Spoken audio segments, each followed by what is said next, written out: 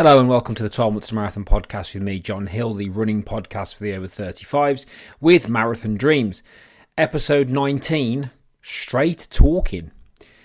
What's going on with me at the moment? So I'm about 10 days out from starting my marathon training for my marathon in March next year, which is the Great Welsh Marathon, which will be my 15th, God willing. And looking forward to it. I've been up in the mileage a little bit at the moment, just trying to get some miles back on the legs and the feet. Hyrox is good, and it's a good experience to train through different intensities, but running's my happy place, and I do quite enjoy distance running, and I think doing the more intense events like that, it does prepare you quite well for distance because you change your threshold and also you change your attitude a little bit. So I've done a couple of longish runs at a relatively decent pace because when I did Hyrox, obviously being as intense as it is, that has primed me well for this marathon training cycle. So I need to get a little bit stronger, I need to do the hamstring rehab as per my hamstring problem that I had earlier this year. And we'll be off to the races shortly. But enjoying my running again, which is good. And I do love autumn, winter running because it's cooler. I'm a very simple panda. Right, so straight talking. Now, I'm doing this today because a few people have said to me over the last few weeks that they like my honesty and they like my straight talking nature. And I appreciate that. And I think you can be direct and you don't need to be harsh. And also as well, I think sometimes when people say, oh, I'm direct and I just say it how it is, that's quite an egotistical thing and a narcissistic thing. And they're doing it to make themselves feel better. As a coach and somebody that helps people over 35 primarily get ready for marathons, I mean other distances as well, but primarily marathons and particularly first marathons is a big thing for me.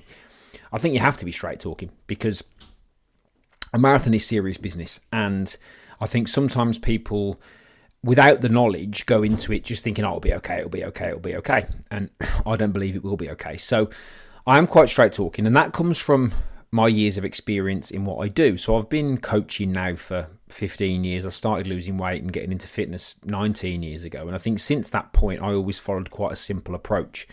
I didn't get too technical. I didn't make it about me. It's always been right. What's the simplest way to get people results and help people to achieve their goals? And like I said to my running community the other day, my goal is to help you achieve your goals. It's not about me. It's not about me trying to make myself feel better with excessive technical knowledge or whatever it might be. It's about helping you to achieve your goals. And I'm very big on the mindset side of this, and I'm very big on how you feel, because I think sometimes people get wound up with the technicalities of it, as you've perhaps heard on previous podcasts, and just not understanding how they feel. And how you feel is very important, particularly when it comes to distance running. Distance running is about control, okay? And if you're in control of yourself and the run, then you're going to do well. Now, obviously, there are some physical things that need to happen there. Your body needs to be physically ready. And I think unless you have really gone off track somewhere, you are going to be physically ready for particularly a marathon and even a half marathon, to be fair, because you're still following a decent training cycle over a couple of weeks and months. So you have to be physically ready. And if you're not physically ready through conscious choice, then you're going to have to pay the price for that. If you're just getting round a race because something's gone wrong in training and you've been injured, well, I'm not talking about that. I'm not talking to somebody in that position. You've sometimes just got to do what you've got to do. I'm talking about making conscious choices. So I am fairly straight talking, basically, because I think that we need to be preparing people for what particularly a marathon actually is. And to be fair, again, if it's your first half marathon, these are big distances and they're a long way, and I want everybody to enjoy the experience. And I think to enjoy the experience, we have to prepare you properly and get you to understand what this actually entails and what's involved here. Now, I've always been self-taught as a runner. I've never used any apps or anything like that in terms of coaching apps, as it were. Now, part of the reason why I've become a coach is because I want to save people time and give people a clear strategy so they don't have to go through all the things that I went through. And there's a lot of research and a lot of experimentation involved in terms of getting you where you need to get. And my job is to say, right, do this. Keep it nice and clear, and let's just do this. Let's not get too technical. Let's not worry about things that don't really matter that much. Let's worry about laying the foundation. And the first foundation is always consistency. If you're not consistent with your running, that's where you have to start.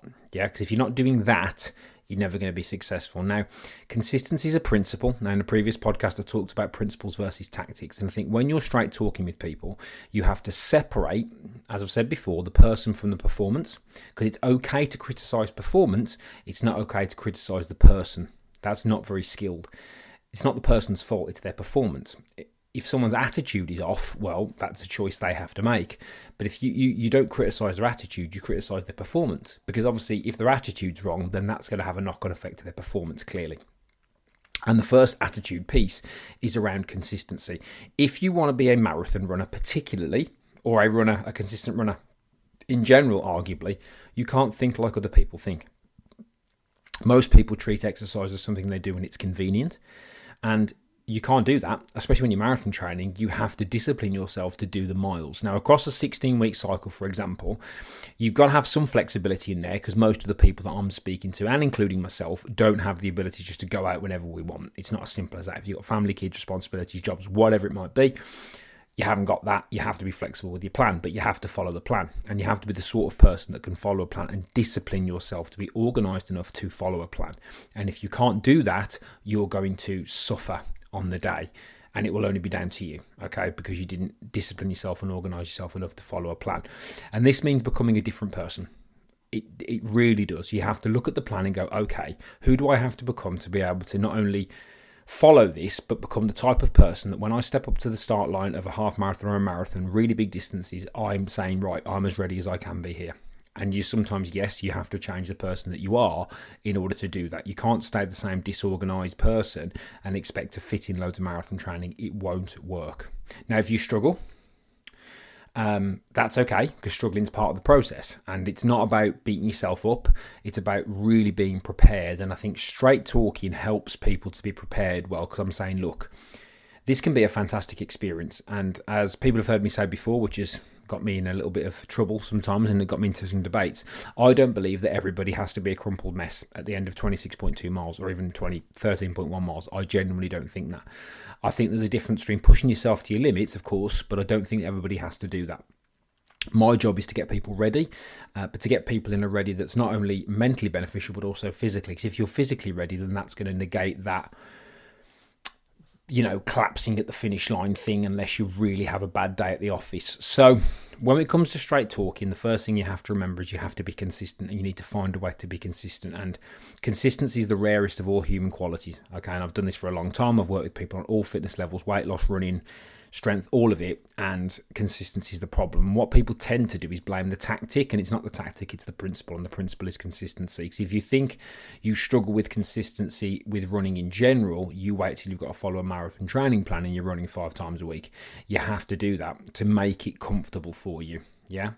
Now, this is potentially a difficult message sometimes with people. They don't like to hear it, and sometimes it can rile people a little bit unintentionally.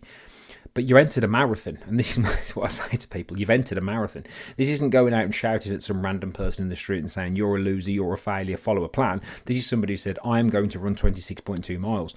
You can't expect just to wing it. And, I get sometimes messages, people have said to me, oh, I did 0 training and did X time. Well, I don't think you did 0 training now, did you? I don't think you did completely nothing. I don't think you haven't run before and then just gone and knocked out a 4-hour marathon. I doubt that very much. So you've got to be careful about listening to stuff like that, because it's really not true. And you have to prepare yourself well.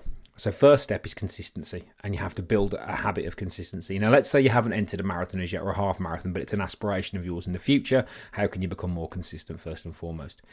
How can you become more consistent in the winter, in the cold, in situations, in the dark? Obviously, safety notwithstanding here, you might have to make some adjustments if you're concerned about safety, which is absolutely fine, but you've got to be consistent even in the winter. You can't think like other people think. As I record this, it's 6 weeks to Christmas. Most people have shut up shop. That's it, not going to do anything until January. January is the worst time of year to start. I've been in this industry a long time. I've seen many Januaries, I've seen many New Year's resolutions, and it's the worst time to start because everyone's broke, everyone's overweight from Christmas, everyone's tired from Christmas. Most people don't like their jobs, so they're going back to a job that they've had a break from.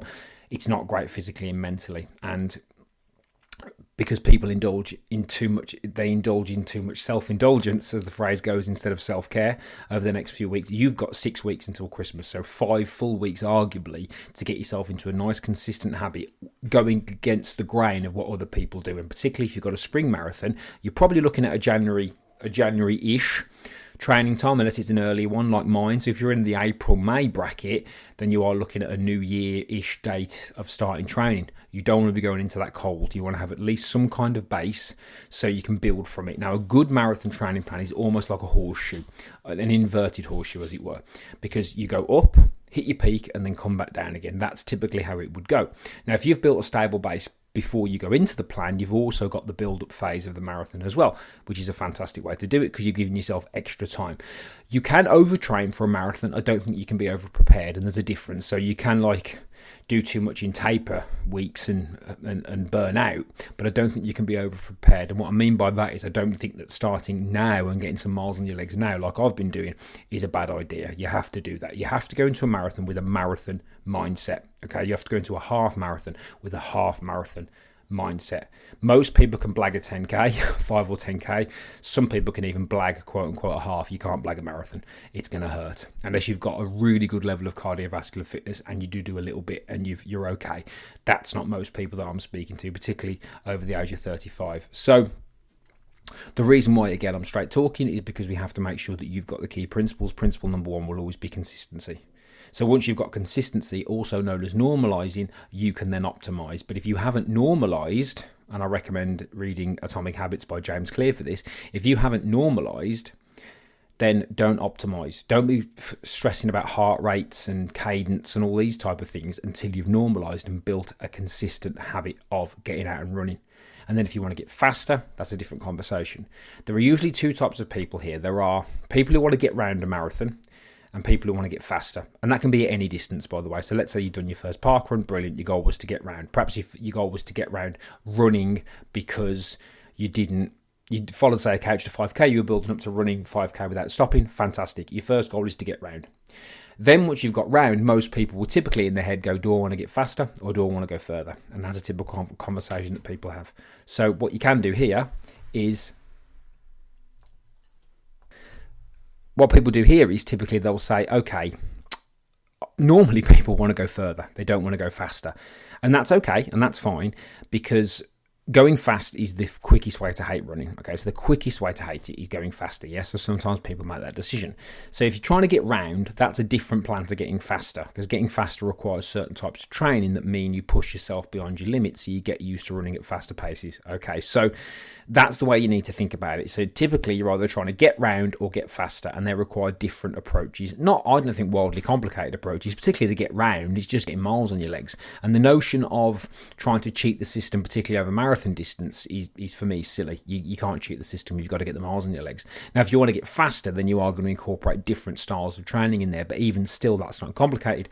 And I'm going to do a podcast on how to get faster as well. So that is straight talking. Well, an introduction to straight talking, should we say. So I thought I'd do that just because I think sometimes if you're listening to this, and I do appreciate you listening to this, and I do appreciate you following me if you do so over at 12 Months to Marathon, I think sometimes if you're going into a marathon place, it's not about being harsh, it's about being realistic and understanding that if you think any messaging's harsh, you wait till you hit the 26.2 and you're not prepared. My first marathon was not very nice, I'll be honest. I'll tell you the quick story. I promised my mum on a deathbed I'd do it in less than 4 hours. I wasn't in the shape I'm in now. I wasn't prepared like the way I am now, so it wasn't great, and I would not want that for anybody. Now, yes, it was hot on the day. It was London. It was hot, and there were factors around it, but I wouldn't want that for anybody. I want everybody to be prepared, and to do that, we have to give you the truth, and we have to make sure that you're fully prepared from a mental standpoint, particularly to do that. So the key message I want you to take from today is consistency, number one. Irrespective of where you're at, think about how you can build in a level of consistency. And secondly, you can't think like other people if you want to run particularly a marathon and even a half marathon. Arguably, you can't. You have to be organised, you have to be disciplined. This isn't about time, because there's no such thing as time really. There's resources, and we allocate resources to what's important to us. And if this is important to you, you'll do it. And if you don't see following a marathon training plan as important if you've got a marathon, you're going to get found out on the day. So that's why we're straight talking. So hopefully that helps. If that's sort of triggered you, I don't like that word, but if that's triggered you a little bit, then that's good. And especially if you're doing a marathon, particularly a first one, because hopefully that will shake you into thinking about really how you're going to approach it, because I want the best for you and I want you to do well at it. And for more on that, if you do want to follow me over at 12 Months to Marathon, I really appreciate that. You can do. Hop over there now on Instagram, drop me a follow for all your daily content and tips. Thank you for listening to this. Please like and share this. I do appreciate it. Favourite it wherever you get your podcast from, and share it as well is really, really appreciated. So all the support's appreciated. Thank you very much. And good luck with where you're going. We'll be back soon, and I'll keep you posted on my progress. Have a fantastic day, and I'll see you all very soon.